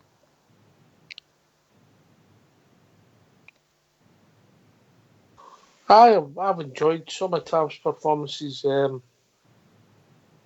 don't think he's as bad a defender as we make out in the tackle. He lacks a bit of positional play at times, but to get the perfect player, you don't spend £250,000 for Wigan, Fox.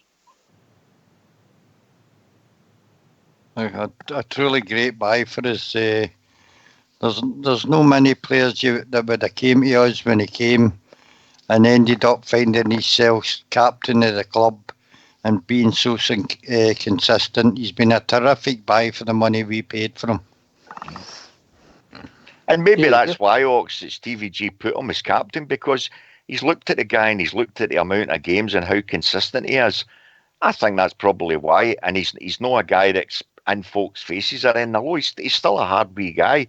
He doesn't shirk a tackle, that's for sure. He can put his cell about, but he does it in the right ways. He's not confrontational. I think all things considered, he's been an absolutely great signing. He really has. Good signing. I think the reason they made him captain, because if you were picking the team, he was one of the first names in the team sheet at the start of the season, so the manager didn't know where it was going to go. I can see the logic of him making him captain.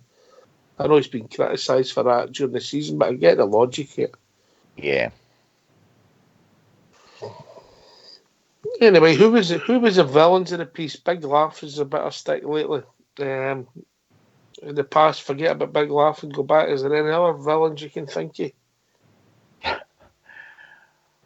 Well, you can't no mention Alfredo, can you? Oh, Philip Siebel. No, we're talking about villains. We're not talking about crap players. No, but I'm talking about her this season. We're talking about for the past. Leave Fredo alone. We've just went through all his red cards, and the 2 of them should have been done. Aye, but well, are you talking about guys that was really bad, poor buys or what? No, but what he's talking about is the boy. The question was, they didn't act in a Rangers manner. Terry Butcher After he left the club, GFK. Yep. After he left the club, he's rubbish that he spouted, and the way that he speaks about his on the different forums that he's allowed to go in and spout his rubbish. You know, he should be ashamed of himself. He should have been privileged to become the Rangers captain. I know he was England captain, but he should have been privileged to become captain of the greatest club side in the world. And he dissed us after he left, you know, all his crap. And some of the things he said. Was he better? Do you think that's what it was? I think he was better. I think there was things that I think when he lost the captaincy and things like that I think he realised that, you know, that he wasn't the player that he was before. But to listen to him now, I don't listen to him because I don't even know if he's on television now. He was on the BT Sport for a while and getting bumping his gums there, but I think, you know, he done himself a disservice. And Rangers should have been privileged. I know he was the captain of England, but to be captain of the greatest club side in the world and will remain so for the foreseeable future was absolutely disgusting. These comments, you know, just dislike the man. I used to revere him, but dislike him now. So he's a villain for me. What about Pedro Cecchina? No. Oh. Nah, just a bad signing, mate. Gordon DL. Well, that you could name a team there, Fox. Gordon DL. Alec Ray. Listen, if I had my way, I wouldn't have anybody who was on Middle Clyde anywhere in my life. You know what I mean? Well, there's a thing there. Okay, I'll just come. I'm trying to think of villains. That's a good question. Who didn't he play the Rangers way? You disappointed. Frodan, he didn't even pull a shirt on. And cost us £2 million. You're talking about actual villains, bad mouthing the club. No, I can't really think of MD. No, I'm trying to think back to the 70s. What about Naismith and Whittaker? I suppose they're pantomime villains now, aren't they? Aye. Aye. Oh, the Staunches has come away with a cracker, a hollering. Oh, yes. Bridge would take him, number 29. I seen somebody put in Kenny Miller and all. Aye, that was aimed at me, mate.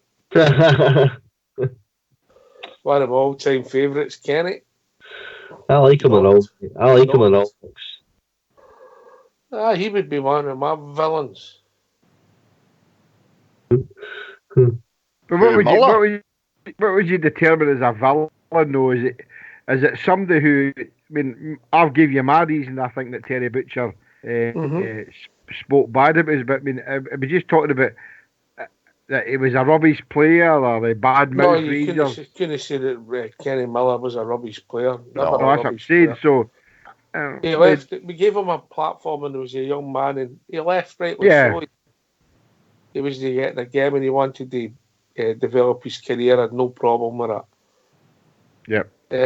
I've got problems with who he chose to play with after that. You know what I mean? And then they wanted to come back to us and kiss the badge. I don't get that. Yep. Correct. And then just when things were going really well again, he thought, I'll go to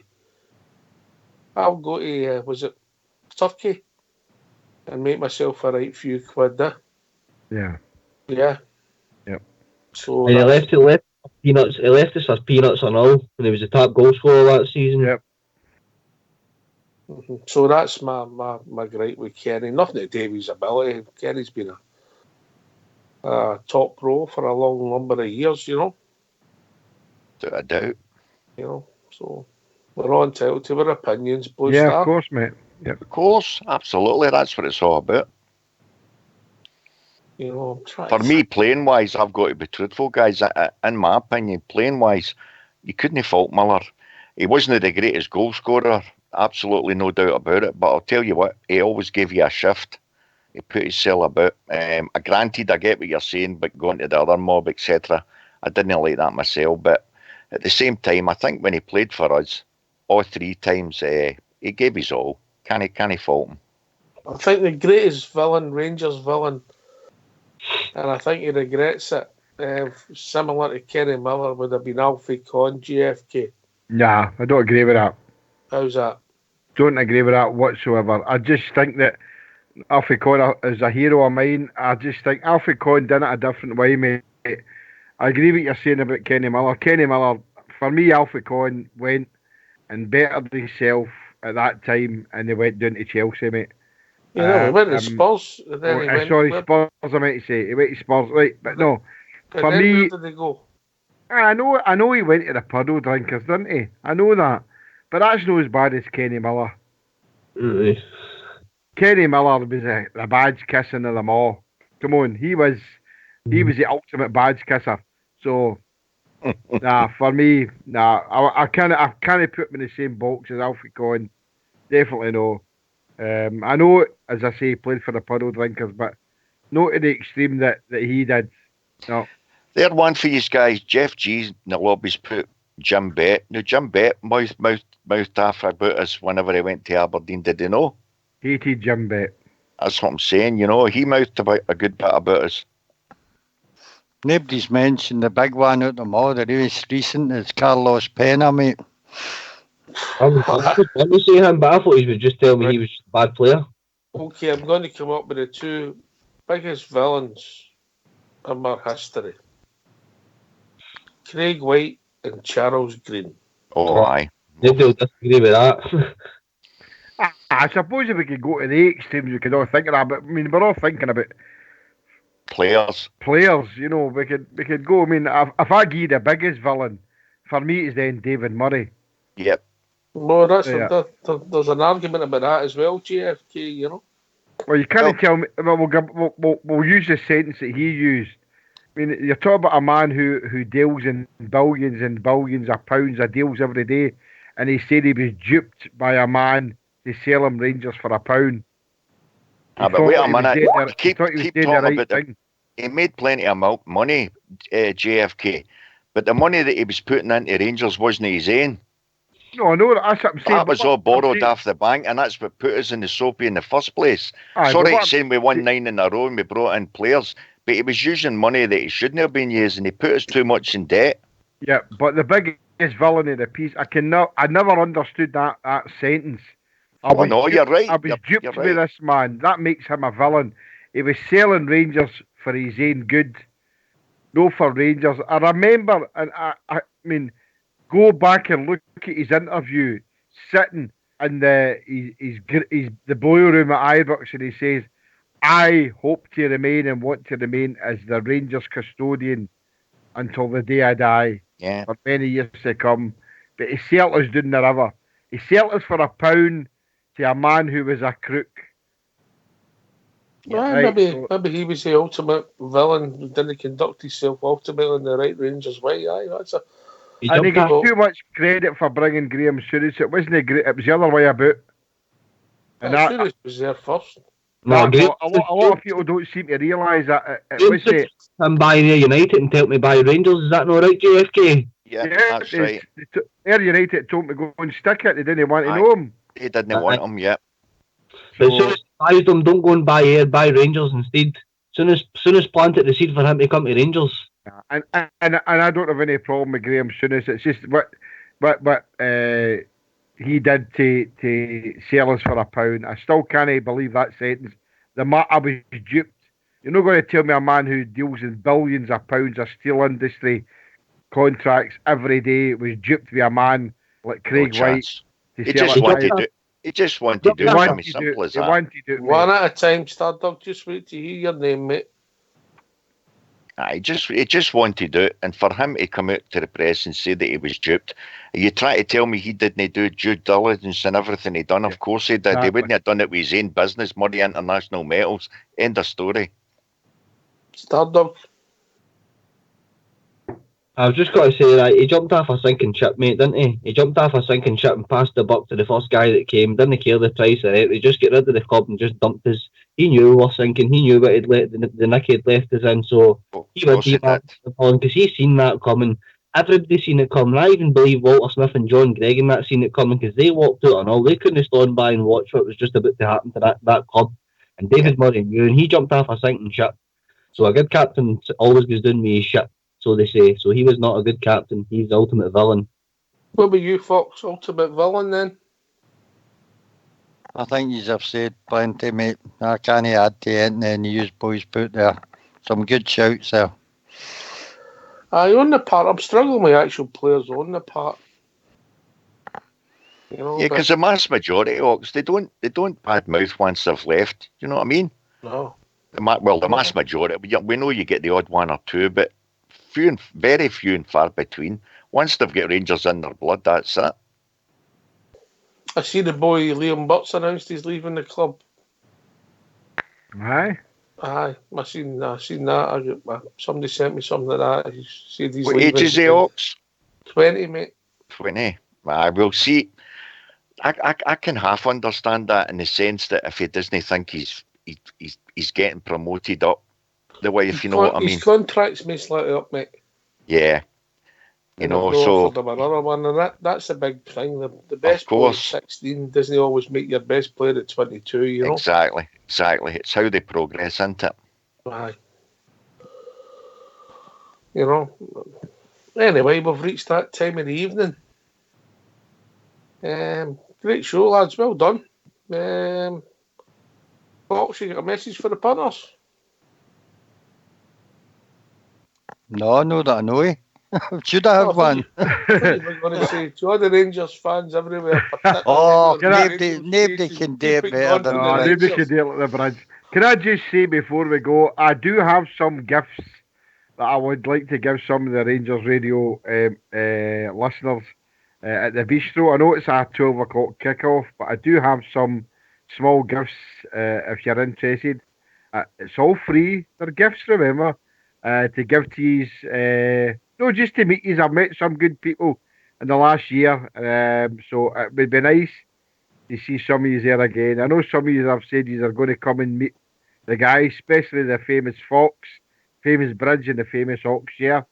But you should come and see if you can meet the guys on Sunday. That's all I've got to say, Ox here. Sorry about that. All right. I'll just say, for other Rangers fans all over the world, particularly on our wee radio station, keep it going. Keep it going for the Rangers.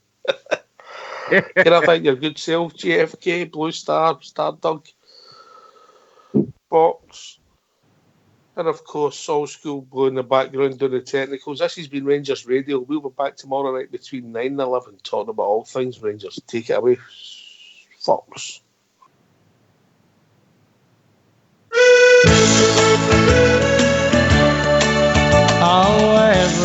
Keep it going. Keep it going. And it's up to the match I go. Happily we wander down the Copeland Road. Keep it going. Keep it going. Oh, we love to see the lassies with the blue scarves on. We love to hear the boys all roar. But I don't have to tell you the best of all. We love to see the Rangers score. Whoa, me, oh, me, oh, me, oh, my. Oh, how we love to hear the cry. We love to see the lassies with the blue scarves on. We love to hear the boys all roar.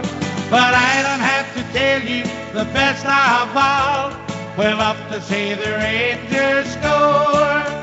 Oh, we won the Scottish League about 1,000 times. The League Cup is simple too. We gave some exhibitions in the Scottish Cup. We gave a Wembley Wizard too. And when the Glasgow Rangers win the European Cup, like the one they had before, we'll rally round an Ibrox 100,000 strong. We'll give the boys an Ibrox roar. Whoa, me, oh, me, oh, me, oh, my. Oh, how we'll love to hear the cry. We'll love to see the lassies with the blue scarves on. We'll love to hear the boys roar.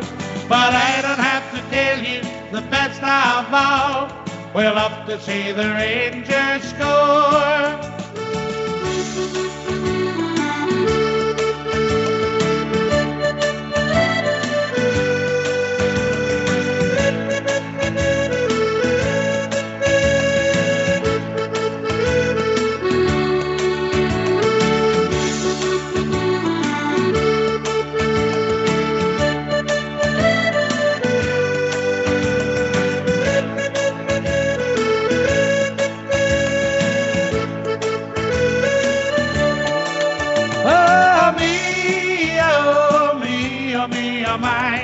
Oh, how we'll love to hear the cry.